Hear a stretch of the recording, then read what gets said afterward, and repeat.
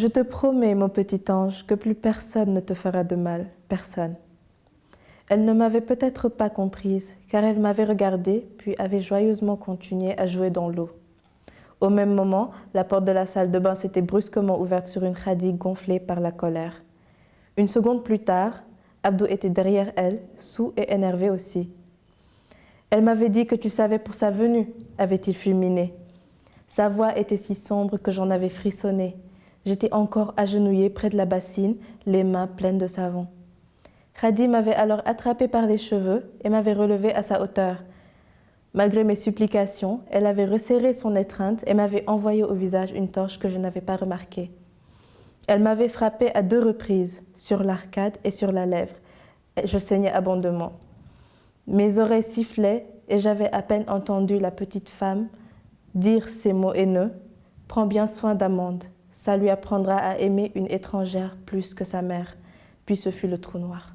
Je m'appelle Mariam Diouf, j'ai 22 ans. Je suis étudiante en 3e année de licence en management des affaires internationales à AFI-UE et en parallèle, je suis des cours de droit à UCAD, Université Cheikh Anta Diop de Dakar. Je suis auteure de 2 romans, La vie est un choix et aussi celui-ci qui est Suis-je née pour subir cela. L'histoire parle de Amande, une petite fille de 2 ans et demi qui se fait maltraiter par sa mère, et de l'assistante sociale aussi Aïda qui les aide, qui plutôt les accompagne dans tout ce processus. Nous avons aussi Abdou, le cousin de la maman Khadi, qui influence beaucoup cette dernière avec les mauvaises fréquentations, les mauvaises actions.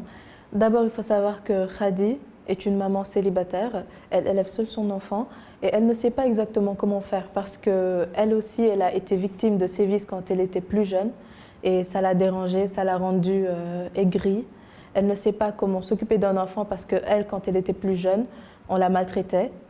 Et elle ne se rend pas compte qu'en fait que ce n'est pas la meilleure façon d'élever un enfant. Donc l'assistante sociale Aïda est venue justement pour plus solidifier déjà sa société qu'elle était en train de mettre en place. Et elle a accompagné Amande dans tout ce trajet et elle a été là au moment difficile. Elle a aussi été très en contact avec la petite Amande. Elle s'est vraiment attachée à la petite Amande et Amande de même. C'est un sujet d'actualité et je pensais vraiment que ce serait bien d'en parler un peu plus, de pousser les gens à bannir ce tabou parce qu'il y a beaucoup de femmes et d'enfants qui vivent ce genre de choses et c'est important d'en parler. Par exemple, on voit par exemple les femmes emprisonnées. Quand on leur demande pourquoi elles ont fait l'infanticide, elles ne savent pas répondre.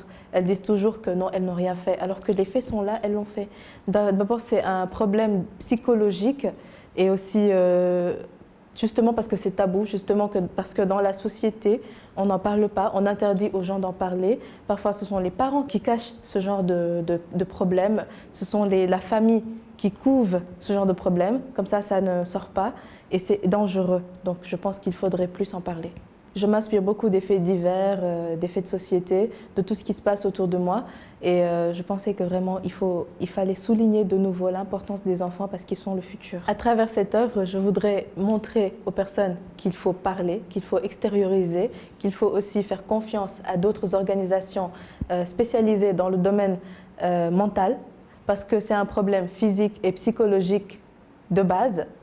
Il faut vraiment en parler. Dans les familles, on ne permet pas, par exemple, aux femmes de parler et ça devient une maladie. Elles ne se rendent pas compte de ce qu'elles font. Donc, il faut les aider à vraiment prendre conscience que les enfants sont un trésor. Il ne faut pas les maltraiter, il faut les aider à grandir et qu'il y a beaucoup de choses aussi à éviter pour les aider vraiment à se développer dans la société correctement.